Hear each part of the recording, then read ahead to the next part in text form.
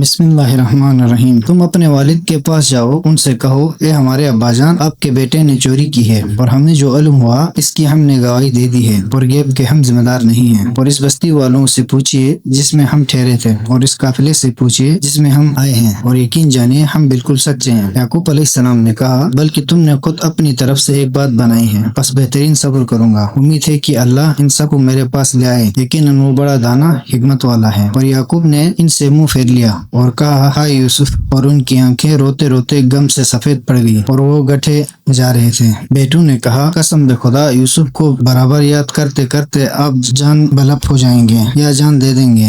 یعقوب نے کہا میں اپنا اضطراب اور غم صرف اللہ کے سامنے پیش کر رہا ہوں، اور اللہ کی جانب سے وہ باتیں جانتا ہوں جو تم نہیں جانتے ہیں۔ اے میرے بیٹو، جاؤ یوسف اور اس کے بھائی کو تلاش کرو، اور اللہ کے فیض سے مایوس نہ ہونا، کیونکہ اللہ کے فیض سے تو صرف کافر لوگ مایوس ہوتے ہیں۔ پھر جب وہ یوسف کے ہاں داخل ہوئے تو کہنے لگے اے عزیز، ہم اور ہمارے اہل و عیال سخت تکلیف میں ہیں اور ہم نہایت تاخیر پونجی لے کر آئے ہیں، بس آپ ہمیں پورا غلہ دیجیے اور ہمیں خیرات بھی دیجیے، اللہ خیرات دینے والوں کو یقیناً اجر عطا کرنے والا ہے۔ یوسف نے کہا کیا تم جانتے ہو کہ جب تم نادان تھے تو تم نے یوسف اور اس کے بھائی کے ساتھ کیا سلوک کیا؟ وہ کہنے لگے کیا واقعی آپ یوسف ہیں؟ کہا میں یوسف ہوں اور میرا بھائی اور یہ میرا بھائی ہے، اللہ نے ہم پر احسان کیا ہے۔ اگر کوئی تقوی اختیار کرے اور صبر کرے تو اللہ نیکی کرنے والوں کا اجر ضائع نہیں کرتا۔ انہوں نے کہا قسم بے خدا، اللہ نے آپ کو ہم پر فضیلت دی ہے اور ہم ہی خطا کار تھے۔ یوسف نے کہا آج تم پر کوئی عذاب نہیں ہوگا، اللہ تمہیں معاف کر دے گا اور وہ سب سے زیادہ رحم کرنے والا ہے۔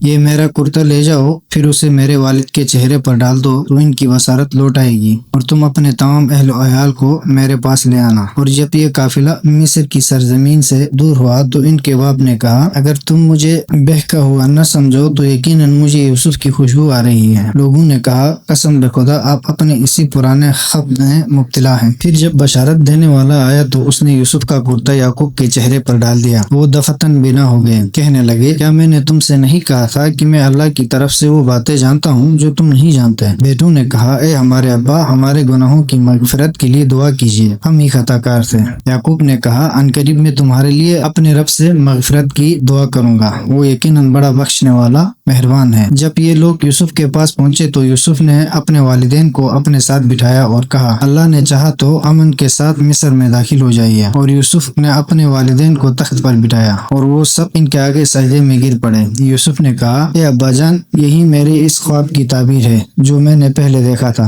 بے تحقیق میرے رب نے اسے سچ کر دکھایا اور اس نے سچ مجھ پر احسان کیا۔ جب مجھے زندان سے نکالا، بات اس کے کہ شیطان نے میرے اور میرے بھائیوں کے درمیان فساد ڈالا، آپ کو صحرا سے یہاں لے آیا۔ یقیناً میرا رب جو چاہتا ہے اسے تدبیر خفی سے انجام دیتا ہے، یقیناً وہی بڑا دانا حکمت والا ہے۔ اے میرے رب نے مجھے اقتدار کا ایک حصہ عنایت فرمایا اور ہر بات کے انجام کا علم دیا۔ آسمانوں اور زمین کے پیدا کرنے والے، تو ہی دنیا میں بھی میرا سرپرست ہے اور آخرت میں بھی۔ مجھے دنیا سے مسلمان اٹھا لے اور نیک بندوں میں شامل فرما۔ یہ غیب کی خبروں کا حصہ ہیں جنہیں ہم آپ کی طرف وحی کر رہے ہیں، وگرنہ آپ اس وقت ان کے پاس موجود نہ تھے جب وہ اپنا عزم پختہ کر کے سازش کر رہے تھے۔ اور آپ اتنے ہی خواہشمند کیوں نہ ہوں، ان لوگوں میں سے اکثر ایمان لانے والے نہیں ہیں، اور حالانکہ آپ اس بات پر ان سے کوئی اجرت بھی نہیں مانگتے، اور یہ قرآن تو عالمین کے لیے بس ایک نصیحت ہے۔ اور آسمانوں اور زمین میں کتنی ہی نشانیاں ہیں جن پر سے یہ لوگ بغیر اعتنا کے گزر جاتے ہیں۔ ان میں سے اکثر لوگ اللہ پر ایمان لائے بھی ہیں